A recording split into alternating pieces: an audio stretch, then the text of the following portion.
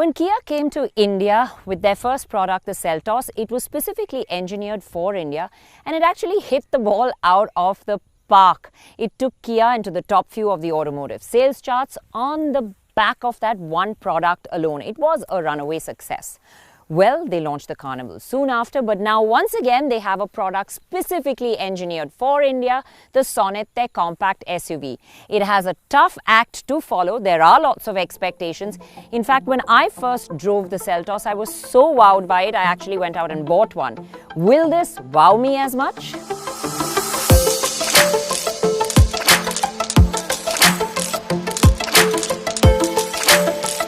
The Sonet exterior and interior was revealed recently and we have a walk around video. So if you want to see more details, you can watch that.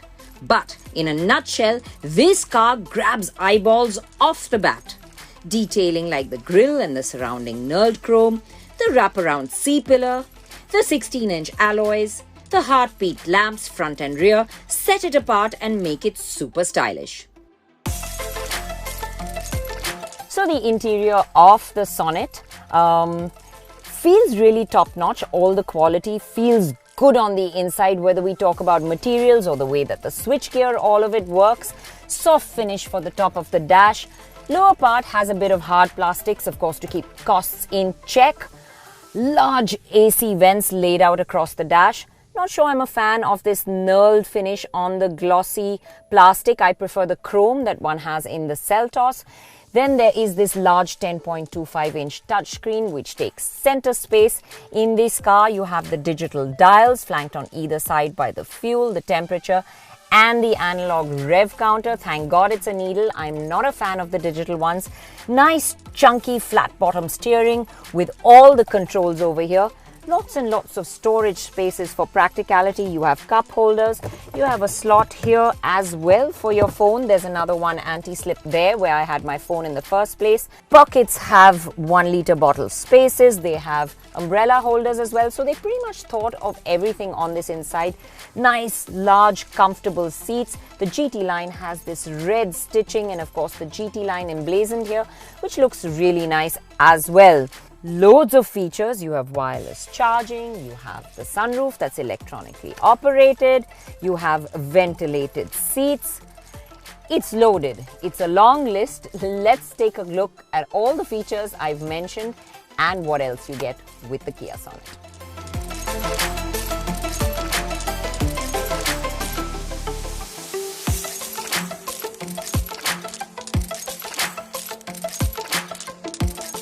A small note here, the base version will get 15-inch wheels, not the 16-inch that we have on our car. While it may be a compact SUV, the Sonet can pack in quite a bit of luggage, with what I think is a class-leading amount of boot space at 392 litres. So the Sonet comes with a couple of engine and gearbox options. Let me run through the list with you. It comes with a 1.2 litre petrol that has a manual transmission. You get the 1 litre turbo that comes with the new tech, the iMT, and a DCT auto. And of course, there's the 1.5 diesel that not only has a manual but a segment first torque converter auto as well. Which ones do we have here today? Well, we have the 1 litre Turbo-DCT and we have the 1.5 litre diesel auto as well. We're going to start with these two and then we're going to test a few of the rest. Well, I kicked off my drive with a 1 litre Turbo-DCT. Now, first things first, when you start off in the Sonet, one has to remember that this screen does stick out on top of the dash. So for someone like me who's probably about 5'3", 5'4", you have to get your seat height up quite high. But there's a large range of adjustments, so it works pretty well and I still have a good commanding view of the road. The Sonet also feels solidly built and all its parts work away silently, whether we talk of the engine or the suspension.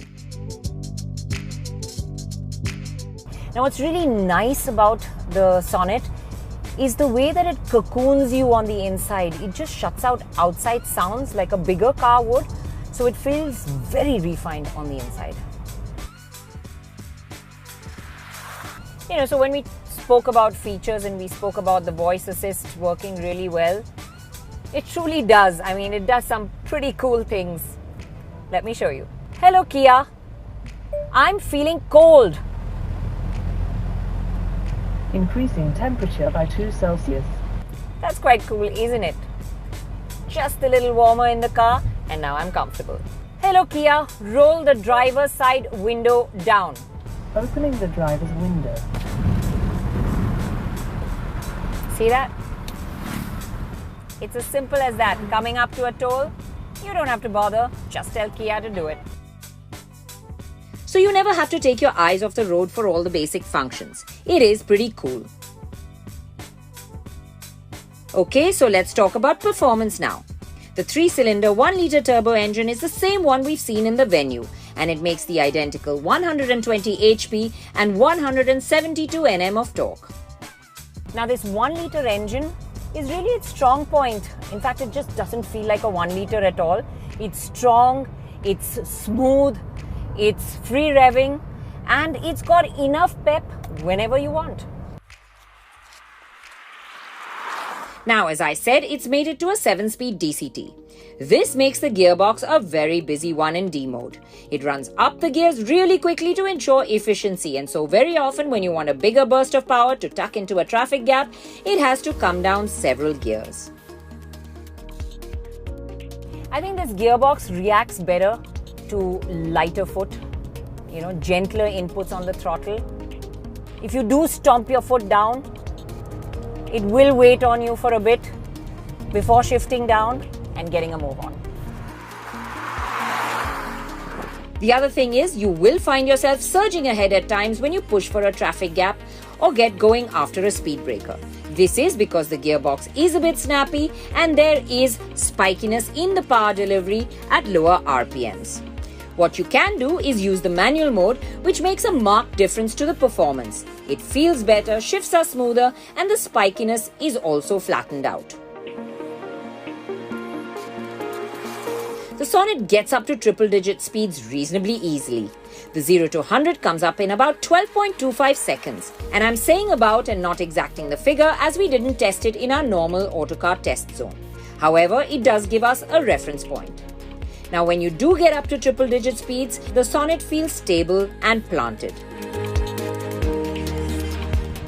Now, the steering is light, but it is quick enough to react. And even around corners or at higher speeds, it gives you enough confidence. The advantage of the fact of it being on the lighter side is when you do need to make that U-turn, it is easy enough to twirl this car around.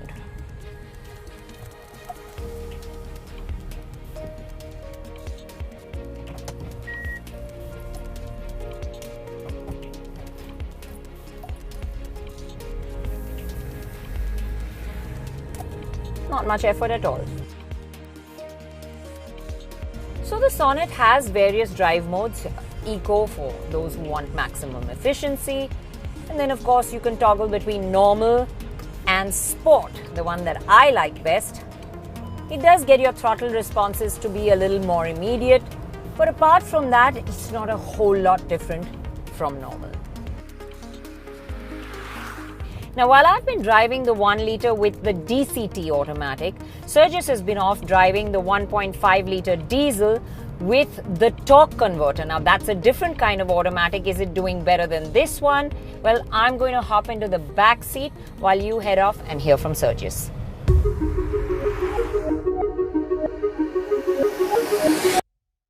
That's right, I have the diesel automatic, and I do believe I have the better gearbox. Because on the diesel automatic, well, it is a torque converter, unlike the DCT or the dual clutch transmission on the petrol, and it's a whole lot smoother, as you typically expect, of course, on the torque converter. But coupled with the engine's refinement and the wonderful power delivery, which is nice and seamless all through, it's actually the better drive experience. The diesel, of course, does come with a manual. But unlike the auto, where the engine uses a variable geometry turbo, on the manual it uses a regular turbo and puts out a lower output by about 15 horsepower and 10 Newton meters of torque. Now, in terms of handling, yes, this one does have a slight difference to the petrol that Renuka is driving. It is a little nose heavy, but it still feels more reassuring at high speeds. So yeah, on the whole, the diesel auto is actually the better of the two in terms of a drive experience. Now, who would have thought that, right? But anyway, back to you, Renuka, and why don't you tell us how the rear of the car in terms of space is? Okay, back with the mask. We've got Rahul chauffeuring me around. Thanks, Rahul. Most welcome. So that I get to check out the back seat of the Sonet.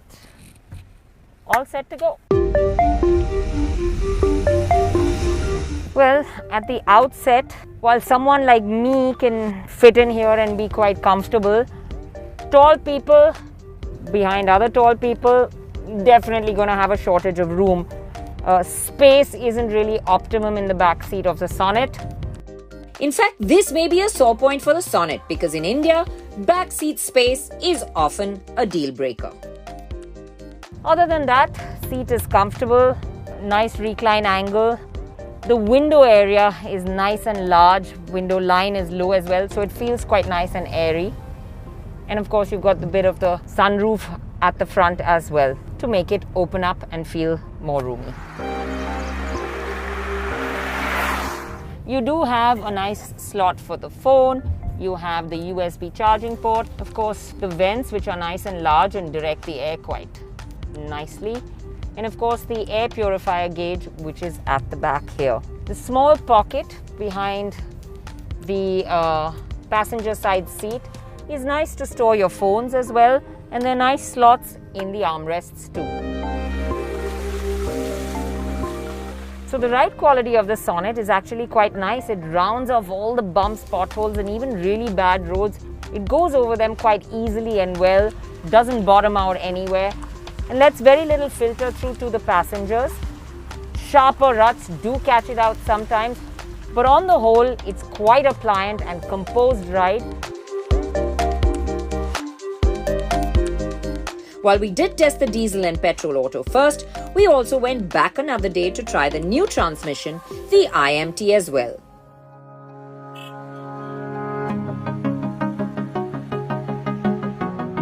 Okay, so if you've noticed, I'm not putting my foot out to press the clutch. Yes, today I have the 1-litre turbo with the intelligent manual transmission, or the iMT. What does that mean? Well, a manual gear shift, but no need to use your left foot for the clutch. So how does it work and how different is it from the AMT? Well, in the AMT you have two sets of actuators, one that operates the clutch or engages the clutch for you, and the other one that engages your gears. Here, you have to manually shift the gears, but there is an actuator that will operate the clutch for you, so you don't need to use your left foot, making driving in traffic a whole lot easier. Now, I'm sure you have a whole lot of questions about how this works. What happens when you come to a signal? What happens when you come to a standstill? Well, I'm going to simulate a lot of the situations, or actually do them because I am driving in traffic, and let you know more. Okay, now let's see. I have come up to a signal. I'm going to deliberately forget to put it into neutral. Yep. Doesn't stall on me. I'm still in second gear, as you can see. Hasn't stalled. Now let's see if it starts off again in second gear. Now if I take my foot off the brake, will it creep forward? Yes, it does.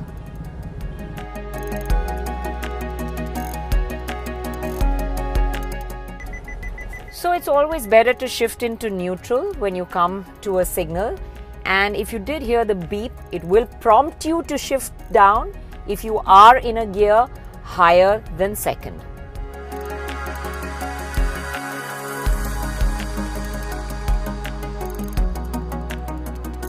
Okay, so I guess the only thing for us to do is try it on a slope, which I am about to do. So we have found one here. Going uphill, stopping midway. Stopped. I'm in first gear. Foot is off. Yep, it holds for about 3 to 4 seconds. So good enough to get a start off again. It will also do that if you're in too high a gear at too low an RPM. So, this lets you have the best of both worlds between an auto and a manual. While it makes driving in traffic a lot easier, it gives you the fun of a manual where you can shift down whenever you want. Shifts are not predetermined at certain revs. So it is far more enjoyable to drive, especially when you're driving a little harder, you're cornering. You can use the gearbox to shift down as well. So yeah, I think it sort of cuts the best of both worlds. Takes a little bit of getting used to. While it's easy enough to keep your left foot down and not extend it to the clutch every time you shift, what takes a little more getting used to is when you come to a signal and you stop, you forget that it isn't really an auto, it still is a manual and you have to shift down. So yes, that will take a little getting used to, but I think after a good 5 or 10 minutes of driving, I'm pretty used to the way it functions, so it's not difficult to adapt to it at all. Before I sum it up, here are the claimed fuel economy figures for the Sonet.